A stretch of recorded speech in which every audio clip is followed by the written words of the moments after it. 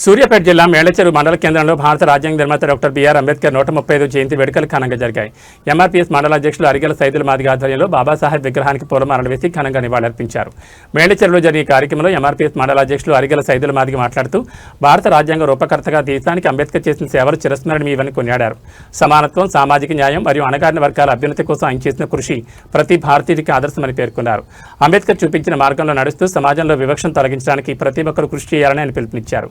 ముఖ్యంగా యువతలో బాబాసాహెబ్ ఆలోచనలు విస్తరించాలని, ఆయన సిద్ధాంతాలైన నవసమాజ నిర్మాణానికి మార్గదర్శకాలని తెలిపారు. ఈ కార్యక్రమంలో పెద్ద సంఖ్యలో అంబేద్కర్ వాదులు, ఎంఆర్పీఎస్ నాయకులు మరియు స్థానిక ప్రజలు పాల్గొని నివాళులర్పించారు. అంబేద్కర్ గారికి పూలమాల వేయాల్సిందిగా కోరుచున్నాం.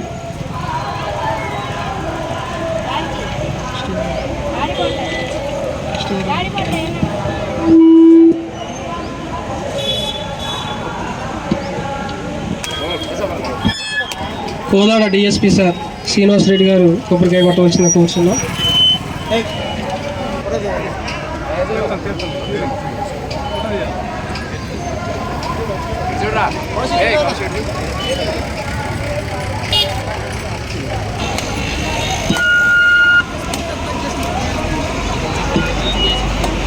మండల రెవెన్యూ ఆఫీసర్ గారు ఎంఆర్ఓ గారు కొబ్బరికాయ కొట్టవలసిందిగా కోరుచున్నాం.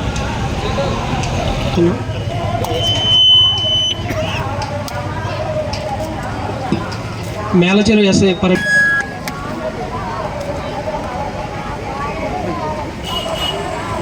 ఎంహెచ్డి రాష్ట్ర అధ్యక్షులు కృష్ణబాబు గారు కొబ్బరికాయ కొట్టవలసిందిగా కోరుచున్నాం.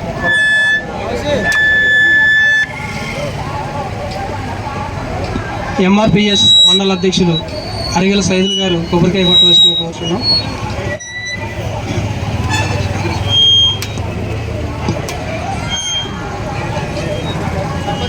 ఉప సర్పంచ్ గారు ఈరోజు మండల హెడ్ క్వార్టర్లో, మేళ్లచెరు మండల హెడ్ క్వార్టర్లో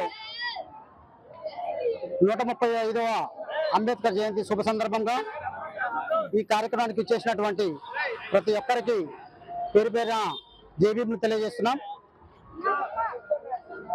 135వ జయంతి శుభ సందర్భంగా డాక్టర్ బిఆర్ అంబేద్కర్ గారు దళితుల కోసం తను చేసిన సేవను స్మరించుకుంటూ